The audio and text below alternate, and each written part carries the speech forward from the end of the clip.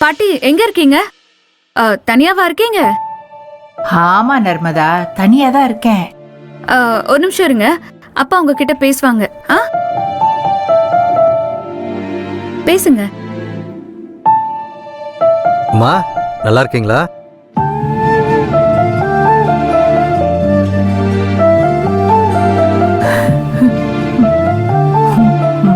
நல்லா இருக்கேன்பா.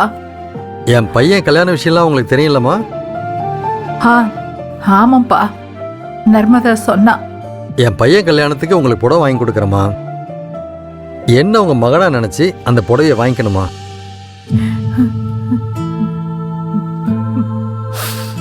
மகனா என்ன நினைக்கிறது? நீ என் மகன் தானப்பா.